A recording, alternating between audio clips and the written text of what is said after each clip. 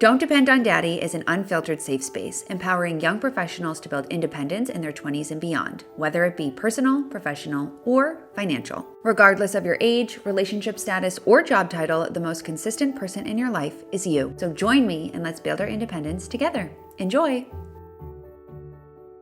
Okay, hi, this is Michela popping in from the editing room. I did not check the audio before recording this episode because I am an idiot. And so the audio is a little bit off compared to how it usually is. It's not bad, but I don't want to re-record the whole thing. So if it sounds a little bit different than usual, I'm so sorry. Power through. I know you can do it. It's a great episode. I think you're going to love it and enjoy. Hello and welcome back to Don't Depend on Daddy, the podcast. My name's Michela. I am your host and I'm super excited for today's episode because I am going to be sharing life lessons that I've learned in my 20s ahead of turning 30 this summer. This is actually my second time recording this episode because the last one I recorded right before this, I just feel like it was a little too long and honestly a little too tough. So before we get into this episode, I just want to preface this by saying I feel like I deliver things with sort of a tough love lens. I've received feedback about that. I'm working on it actively. Like I'm really trying to deliver things a little bit softer. However, I will say sometimes tough love is a little bit warranted. So part of the lessons that I'm going to share are giving people grace. I ask that you give me a little bit of grace. And you just remember that if you are someone who doesn't align with receiving advice or, lessons in that manner, like you can turn it off. So keep that in mind. Anyways, I'm going to run through our housekeeping really quick and then we're going to get into the lessons. First things first, as always, you can use the code podcast1 for $10 off the personal finance dashboard, which is my comprehensive money management financial planning tool. So if you are looking to completely overhaul your finances in 2025 and beyond, I recommend that you check out the PFD. I will make sure if you are watching this on YouTube that the tour video is linked above on either side of the screen. I don't know which one it is. And if you are not watching this on YouTube and you're listening on Spotify or Apple Podcasts or wherever, friendly reminder that you can watch these episodes on YouTube. Second is I just launched the basic budgeting template, which is my brand new, just more simple budgeting template that is available. It's crazy that I've never had something like this available because I've always just had the PFD, because the PFD was really a tool that was born from me wanting a comprehensive tool. But what I've learned through doing this for years and listening to your feedback is that there is a high volume of requests for people who want something a little bit more straightforward, especially for just getting started or building out your first budget. So if you are new to the Break Your Budget Orbit, hello, welcome. If you're a new podcast listener, hello, welcome. You can get started with your first budget using the basic budgeting template.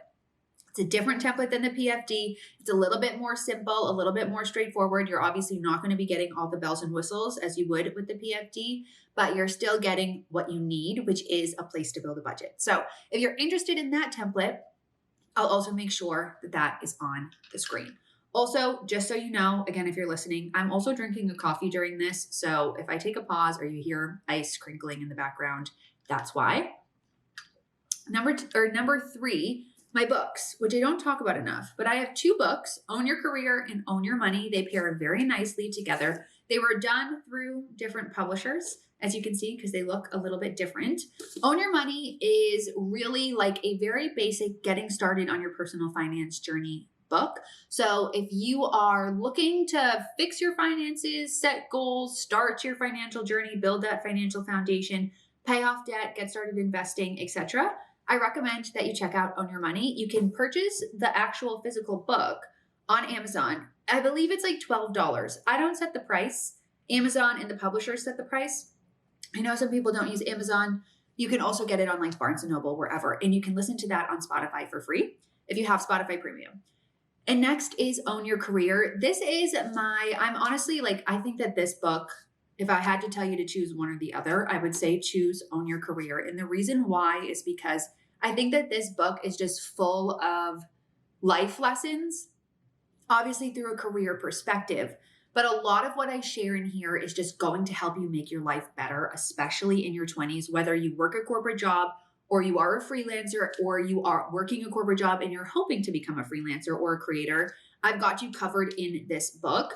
You can't listen to this for free on Spotify Premium, but I believe it's like a couple of dollars if you have Spotify. Otherwise, you can get the hard copy. Both of them are available on ebook as well. I think the hard copy of Own Your Career is really gorgeous. I'm very proud of the way that this book turned out, and I recommend you read it. So with that, one more thing. My Don't Depend on Daddy Instagram. I am working on turning that into more of a lifestyle page, really for me as a creative outlet to share like what I'm doing outside of Break Your Budget. So my routines, days of my life, what I'm wearing, my outfit repeater series, which is me learning my style and working on wearing the clothes I have without buying new clothes because I don't need anything. And the goal is to just identify wardrobe gaps, etc. So when I do buy new clothes, I'm being really thoughtful about it. If you're interested in that journey, I do have 2 podcast episodes about it. Material composition and how I'm buying less. I will also make sure those are linked somewhere on this screen. But yeah, you should come follow me over there. Ultimately, I am going to be rebranding that page. It is the podcast page, so I share stuff about the podcast there as well. But I am going to be rebranding that to be just my name. So it'll actually be more of like a personal lifestyle-esque kind of page. So come follow the podcast page.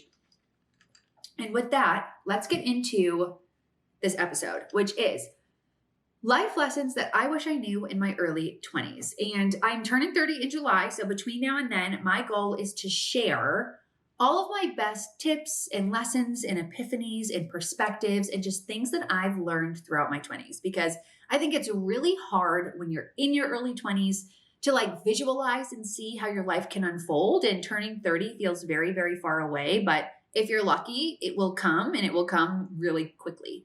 So I feel like I've learned a lot in my 20s just from having lots and lots of different experiences. Like I worked a couple of different corporate jobs. I went through the pandemic like all of you guys did, but I feel like everyone went through sort of at a different life phase. I moved across the country. I lived in a totally different place than anywhere that I was used to or grew up in. I moved again to a different city. I wrote books. I quit my job. I've built a 7-figure business. Like I've sort of done it all except for get married. So I think it's really important to share from my perspective as well, just like everything that I've learned, I guess, is really the only way to put it.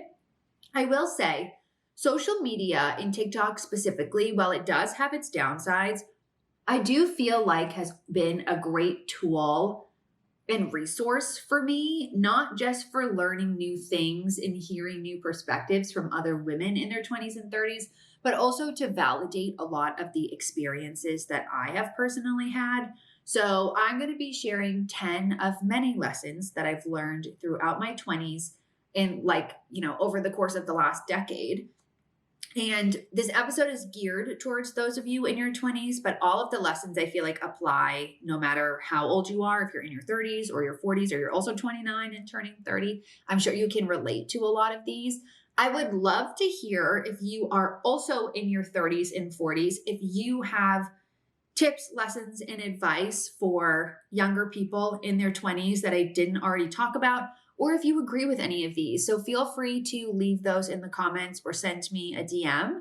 But yeah, if you're listening again on Spotify or wherever, and you have something to add, bring it to the YouTube comments, because I feel like that's just like one place where everybody can see.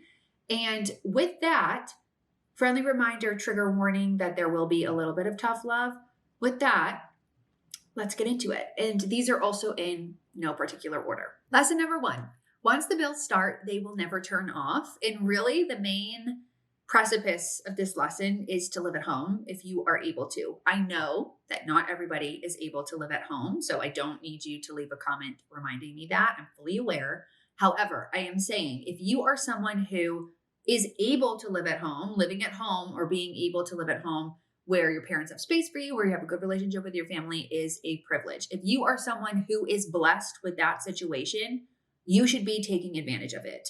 I feel so lucky that I had a place to live, that I have a good relationship with my parents, that my parents have a room for me in their home, that I was able to live in for a period of time after I graduated college, and also for a period of time during the pandemic.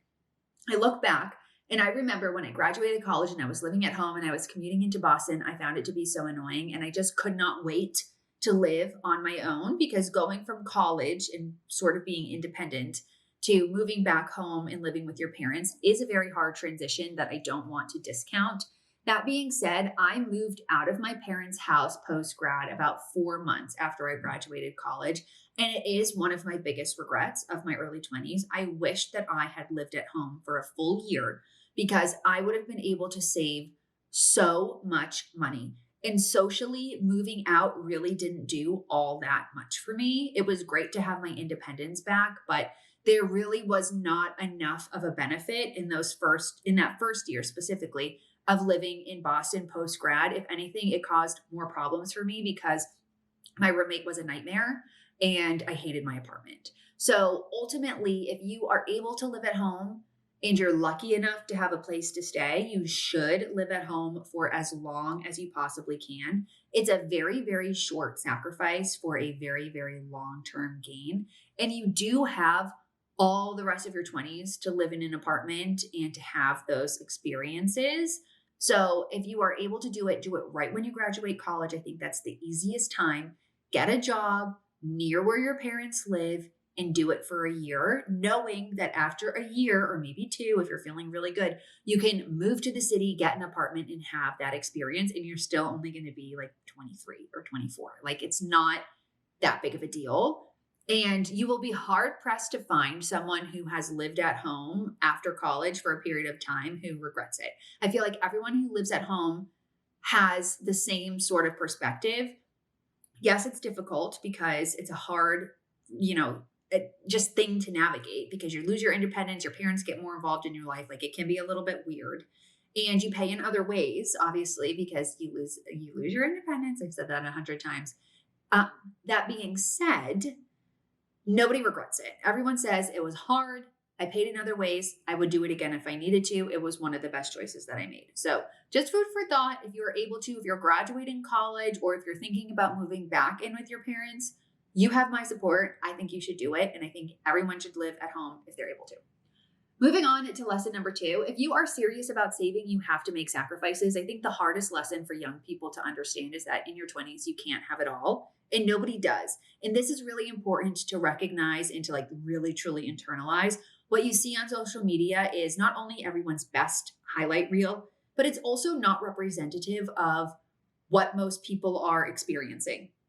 Most people in their 20s, especially their early 20s, don't have high paying jobs, don't live in fancy apartments, definitely don't live alone, aren't going out to dinner every week, aren't buying new clothes every month.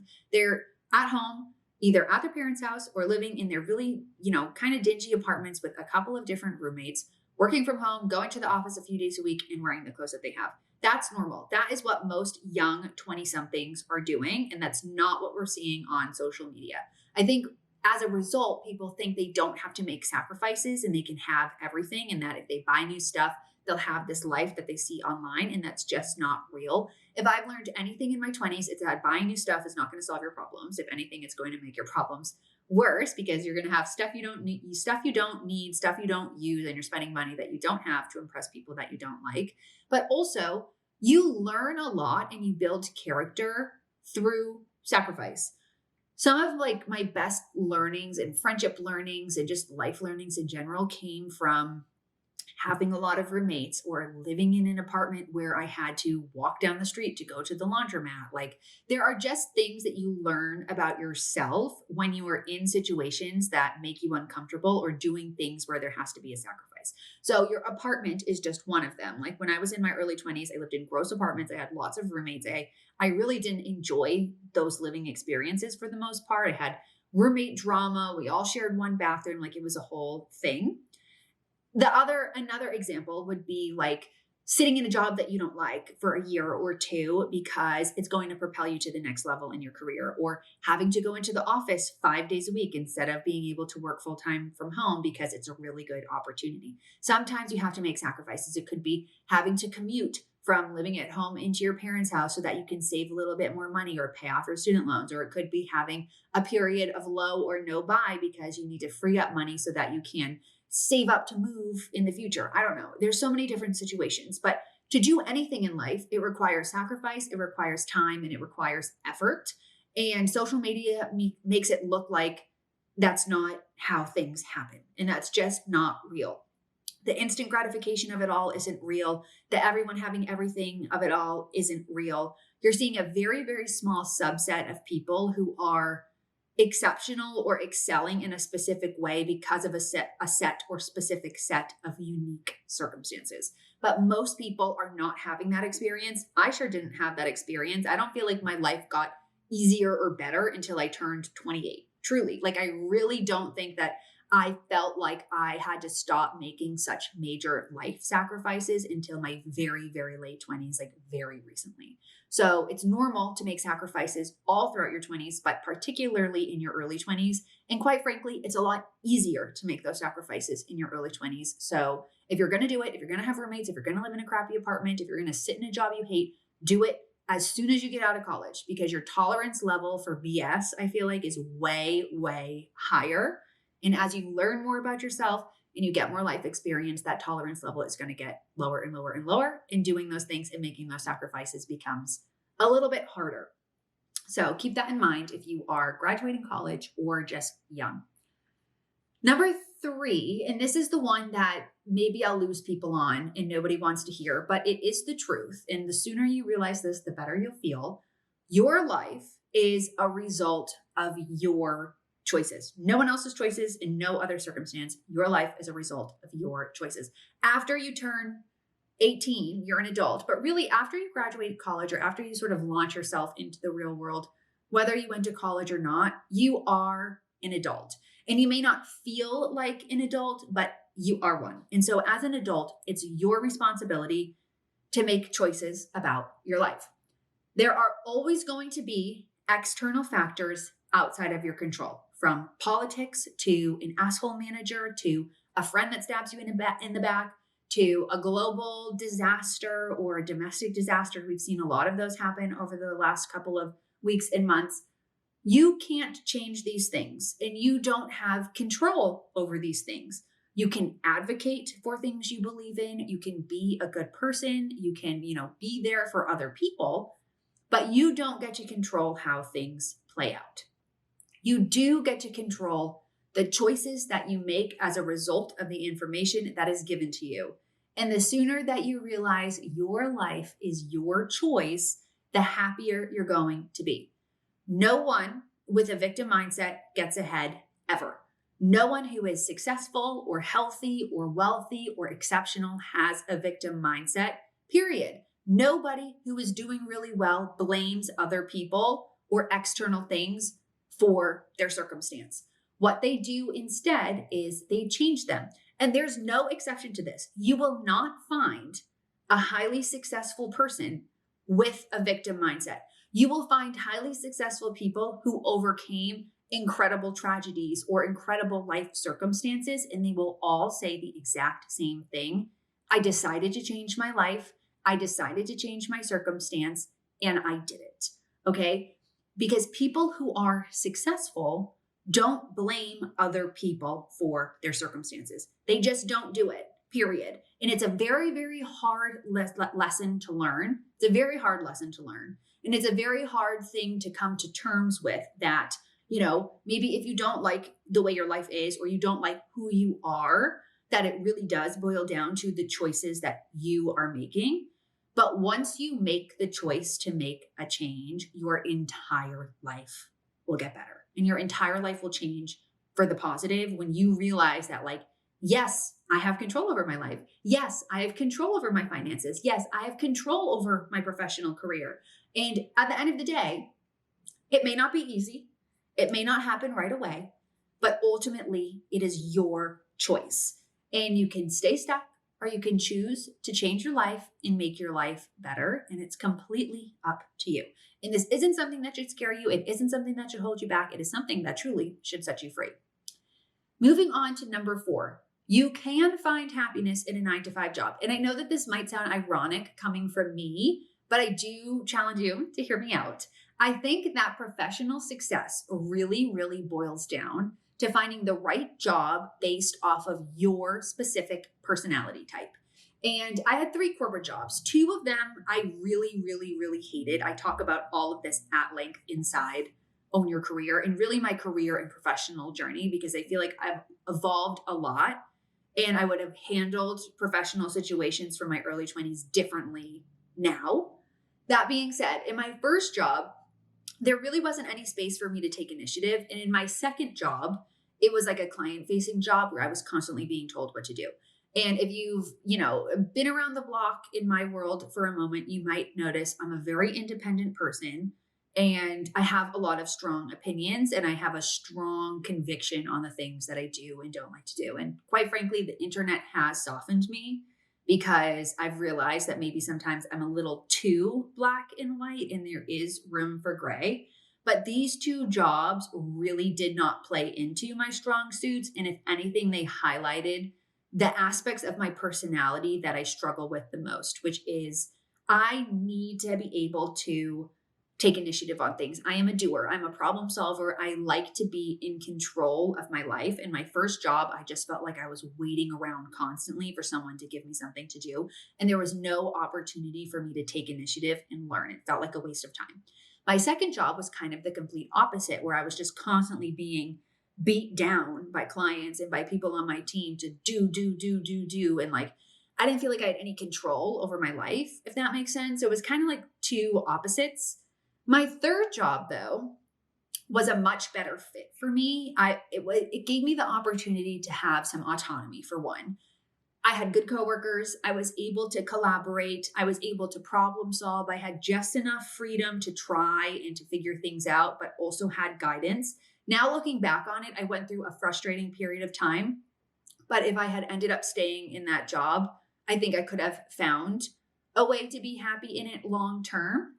And ultimately, if it wasn't for the circumstances of my life at the time, it's a job that I would have stayed in for a lot longer. So I think it's a good example that you don't have to have a business or be a creator to be happy. And I feel much more confident and secure in my career in this regard, working for myself. That's not how it's going to be for everyone, for one. Not everybody really wants to own a business, for two. And three, owning a business is really hard. And I don't ever want to complain about it because I love what I do. But there is a level of pressure that truly never goes away with having your own business and being responsible for your income. And I say this very nicely, but I don't think it's something that everybody can handle. And I'm not trying to sound superior in any way. I think having a business is something that suits my specific personality very, very well. And it may not suit everyone's personality, and that's totally fine. All growing up, my parents always said, you are going to work for yourself. You're going to be an entrepreneur. And I think that's because that's just who I am as a person.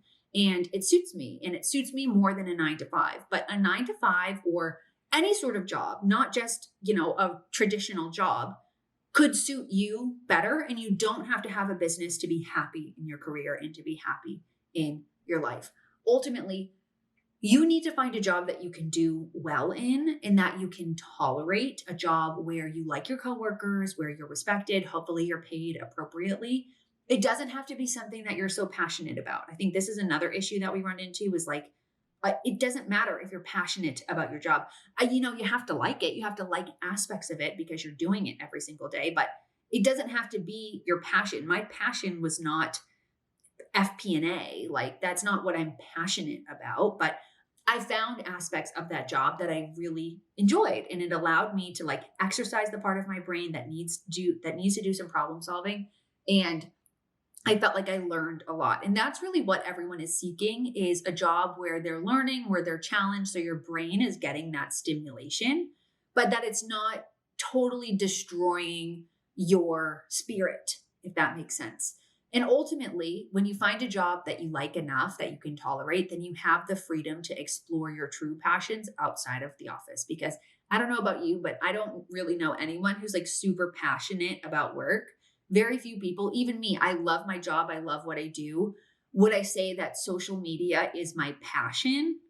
No, absolutely not. But I like it. I enjoy doing this. It's great problem solving for me. I get to be creative. I get to talk about topics and things that I really, truly enjoy. But there are challenges to that as well. So you can find happiness in a traditional job. You don't have to be a business owner or a creator if you don't want to. And you don't have to give in the pressure to do that either. Because I feel like social media has like really turned everyone into thinking that the solution to all your life problems is to become an influencer. And I don't know why we're thinking that, because that's just not real. Moving on to number 5.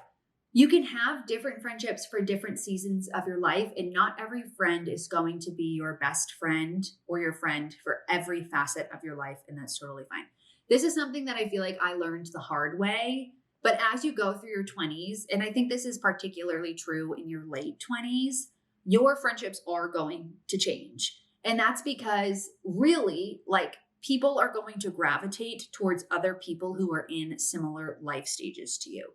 So I have 2 friends who were like some of my best friends in college, and they both ended up in very serious relationships, engaged and married, within a couple of years after college. And obviously that's not my circumstance. And they became much closer, and I kind of fell out of that. And that's not to say there's any ill will. We never had an argument. There was never a falling out. It's more just people tend to gravitate towards people in similar life stages. And it's not always the case. There's always exceptions. I have plenty of close friendships with people who are married and people who have kids and whatever, but it tends to happen, and it tends to be one of the major catalysts for friendship shifting.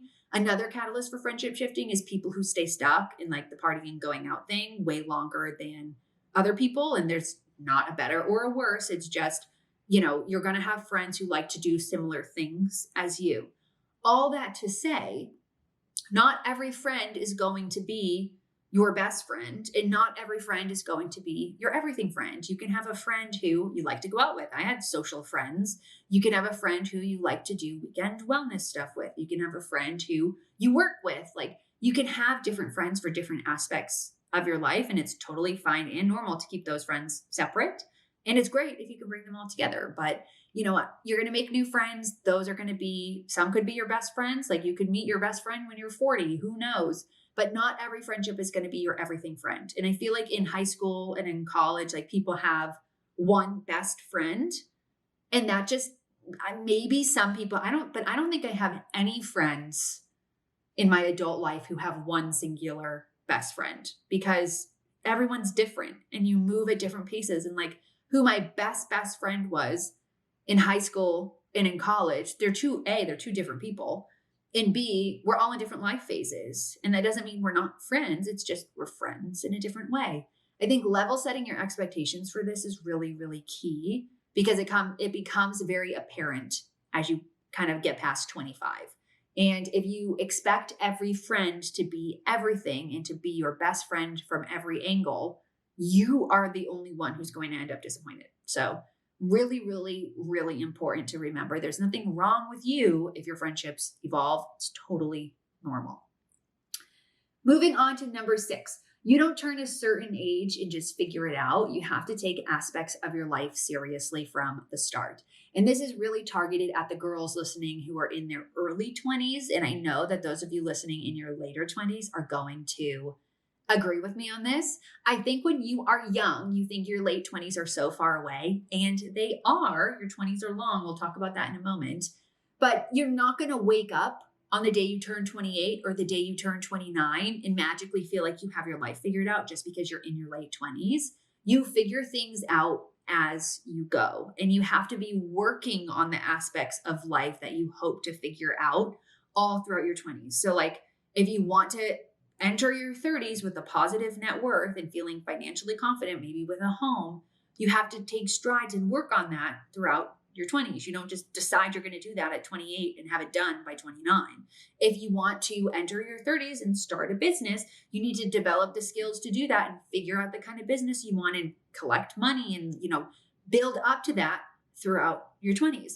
If you want to have a baby by the time you turn 30, then you need to be dating intentionally all throughout your 20s. Like, there are just things that have to happen and seeds that need to be planted in your 20s for you to have your life figured out in your later 20s and in your 30s. And so it's really important that you don't treat being in your early 20s as an I'll figure it out later kind of mindset. Yes, there are things that you will figure out later, but you don't magically figure things out when you turn a certain age. You really have to take those things seriously all throughout your 20s.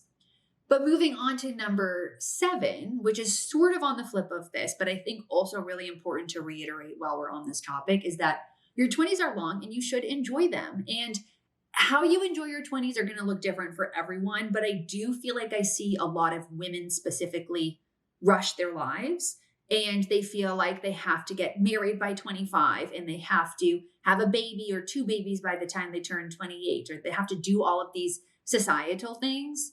And I just could not disagree with that more. And that's because that's based off of my experience and my perspective. So take this with a grain of salt. But I don't think that anyone should get married before they turn 25 because you're a child. Your brain's not even fully developed. This is why so many people have midlife crises and they get divorced, and why the divorce rate is so high is because everyone is in a rush in their 20s to be the first to do all of these things. I think social media adds to that of I have to get married, I have to have kids, and I have to do it first. Well, everyone's excited so that, whatever. There is no person, I've literally never met a woman ever who has said, I wish I got married earlier. Literally none, not a single one. And that's because you have your whole life to play house. You have your whole life to be married. You have your whole life to have kids. I mean, obviously there's a biological clock there. You got to figure that out at a certain point, but you have more time than you used to, with science and whatnot. But you have your whole life to slow down and do all of these things and be a homemaker and do all of that, right? You don't have to do it by the time you turn 25. I just think the rush of I have to do all, you get to, by the time you're 30, what do you have to look forward to? You've already done everything. There's just lots of time for you to make mistakes and for you to enjoy and for you to take risks and to date and to figure out what you want. And I really hate, maybe again, this is just because I'm older now and I'm in a different situation, but I literally hate when I see social media videos TikToks and stuff of people who are saying I'm turning 26 and I feel so behind all my friends because I'm not married. And I'm sorry, what are you talking about? With all due respect, what are you talking about? And maybe too, it's because I've lived really only on the coast and I'm seeing as I'm in the Midwest culturally, things are a little bit different. However, I couldn't imagine being married at 26. I couldn't imagine, I just could not, my brain physically cannot comprehend that. And I think it's crazy, personally. That might not be your circumstance or your belief, and that's okay. We can have different stances on this. But I think that that's clinically insane.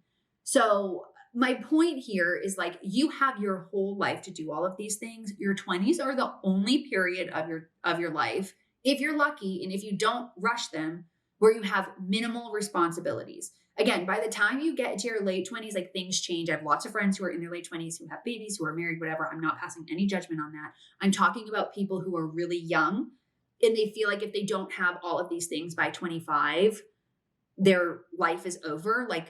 I've said this before and I'll say it again. My life didn't start until I was basically 28.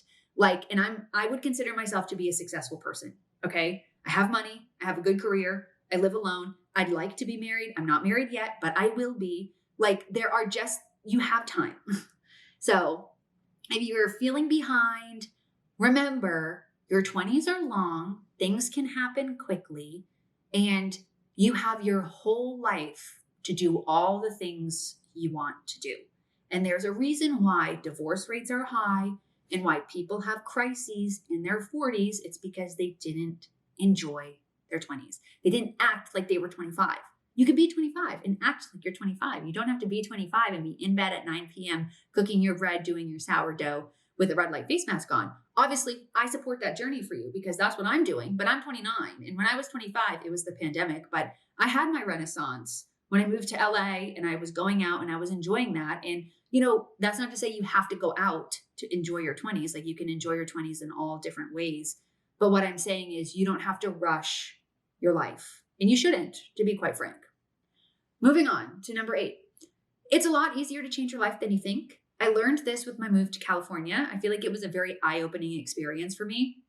Growing up in New England, California always felt so far away. And the idea that I'd ever live there was just not something that I really ever considered at all. I didn't know anybody who was moving there or who lived there. And obviously, I did end up moving there and I lived there for quite some time. And I really enjoyed that experience. And it goes to show how you can change your entire life and your entire reality with a literal single choice. And every decision that you make is going to be as complicated and as difficult as you decide to make it. It all ties back to my earlier point of your life as a result of your choices. For me, the move was actually very simple, and it was made a little bit more simple because during the pandemic, we could work remote. So, I understand, again, there are logistics that have to happen behind the scenes in order to do something like this. I'm just using my move as the example. I decided to move. I told my job I was going to continue working remote, which was not a big deal. I found a roommate. I packed 2 bags. I booked my flight and I got on the flight and I went. And that was literally that. And I got there and I figured things out. And I had money saved up should there have been a problem. So that ties back to the idea of logistics need to be sorted out, obviously, when you're making life decisions. But what I didn't do was I didn't overthink it and I didn't overcomplicate it. I didn't make it out to be this whole big thing. And everyone's like, whoa, that's such a big move. And like, yes, distance wise, it's a big move, but it was one flight, one end of a flight to another end of a flight. I just got on the plane and I went and I figured it out. And if I had sat around and talked about and ruminated in the fact that it was this big whole thing and everybody, was sharing their opinions with me or whatever, if I had done that, then maybe I probably wouldn't have done it because I would have gotten too far in my head about it. You can change your life with a single decision, and it's up to you to make that decision and to just go rather than ruminating on it and thinking about everything that can go wrong. I've done it again. I made another move. Something wasn't working for me. I decided I'm going to change this. I'm not going to sit in this. I'm not going to stick it out. I'm not going to suck it up. I'm going to change my circumstance so that I can move my life forward in the direction that I want it to go. It was my choice and I made it and I acted on it. And while there are obviously challenges and adjustment periods that you will face along the way as you make choices, whether it's a move or getting a new job or changing career paths completely or breaking up with a partner, getting divorced or whatever. There are so many big changes that can happen in your 20s. Ultimately, you acting on a single choice is what is going to change your life for the better. And if you sit in it and you sit in the what if, all you're doing is A, perpetuating and expanding or extending a situation that doesn't need to be extended, and B, keeping yourself stuck. And what's the point in that? You only have one life. You don't get another one. We've seen so many instances, I feel like recently, over life can change or life can end in a literal instance. What are you waiting for? Really, seriously. And you can figure out the logistics of things and be smart and responsible and intentional about it, as we've discussed. But if you spend 6 months ruminating in a decision, then ultimately you're never truly going to make it. And the only person who you can blame is yourself. Moving on to lesson number 9. What you want your life to look like is going to change every single year. And this is super, super normal. I think we need to normalize changing your mind. I feel like social media has made changing your mind an impossible thing.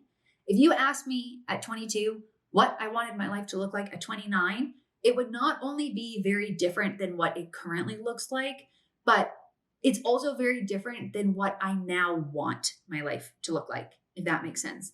And this is because as you get older and you learn new things and you have new experiences, your interests and your desires are going to change as a result of the information that you are constantly gathering. And it doesn't matter what anybody else thinks about it. This is a big lesson too, because in the past, and I even still struggle with this, like I'm not perfect, but I always think about or thought about, and I still do, what other people perceive of me and what my life phase is like, if that makes sense. I feel like I've gotten used to being perceived just by nature of being on social media. Like no matter what I say, no matter what I do, I A, can never explain myself to every single person. B, people who watch me don't know everything about me. And C, I'm not going to change someone's opinion. So like, I'm not even going to try. So I'm okay with perception in a social media standpoint, but from like people in my personal life, people that I know, family members, etc., I feel like I struggle with that a little bit. But at the end of the day, it really doesn't matter because they're not living my life. They're not in my brain and they're not experiencing my experience, I guess. What matters ultimately is that you're taking steps to create the life that you want to have. And you also have a strong sense of self so that you're not necessarily worrying about or taking unnecessary opinions when you are trying to change what your life is, if that makes sense. But what you want is going to change all the time. I feel like when I first moved to California, there was a whole set of things that I wanted. I realized this isn't what I want. And I moved here. Now I have a whole set of things that I wanted. Maybe those things will happen for me. And if they don't, I'm sure the things that I decide I want are going to be different. And that's okay. So I just think we need to give ourselves a little bit of grace and be okay with changing your mind. I think it's totally fine. And moving on to number 10, the last one, you're never going to feel your age. And like I said, I'm turning 30 this year. I can't believe I'm turning 30. If you go back and you watch my videos, I started these when I was 24. The fact that in 6 months I'm turning 30 and I'm still doing this is kind of insane. I don't feel like I'm 29 at all. I feel like I'm 25. Like I feel young, and I feel like that's normal. And I know I'm not alone in this. Everyone feels younger than they are. And it goes to show that like the adults that we think about are just other people trying to figure things out. And what this has taught me is to give people grace in their lives. And, there are obviously expectations around behavior and how you operate as you get older. Like the expectation of a 30-year-old is very different than the expectation of a 20-year-old. And I think that that's normal, and I don't disagree with that. However, aside from the basic stuff, so like, when you're 20, you're not expected to be self-sufficient. When you're 30, you are. Totally different. So aside from that basic stuff, at the end of the day, we're all just navigating like circumstances and situations in our own lives that were given to us, that we're then using that information to make choices, right? Because we all own our lives as adults. But just because someone is 30 or 40 or 50 doesn't mean they have to embody necessarily those societal expectations beyond the basics, right? Like a 50-year-old who doesn't have their, basic shit together. Okay, I understand if there's a little bit of judgment there. But, a 50-year-old who maybe doesn't have kids or is pursuing an alternate career path, like I think that's totally fine. We should give people the grace to figure that out. Like what you want is going to change. And it doesn't just only change in your 20s, it changes all throughout your life. I feel like your 20s is just when you're getting used to the fact that everything that you are doing is changing and ebbing and flowing and up to you, because up until your 20s, everything you're doing is laid out for you and you're told every single rung of the ladder that you're going on and that's ahead of you, and everyone in your orbit is also following that exact same ladder. And then at 22, everyone scatters, and that's the beginning of this perpetual figuring it out, if that makes sense. So you're never going to feel as old as you are. You're always going to feel younger. You're always going to feel like you're figuring it out. And again, that's normal. And I share that because everyone's doing it. Like I'm just doing it. I'm sitting here talking about all these life lessons and I'm still figuring my life out. Right. So yeah.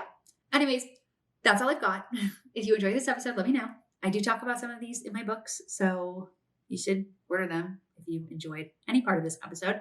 And if you have a life lesson or question or anything that you feel is worth sharing, I'm sure it is, leave it in the comments because I would love to hear it. And I'm sure somebody else would too. So with that, I will catch you in the next one. Thanks so much for listening. If you enjoyed this episode, please make sure to leave me a review. Make sure to follow me on Spotify and Apple Podcasts, wherever you listen. And if you're watching this on YouTube, don't forget to like and subscribe. I'll see you next week.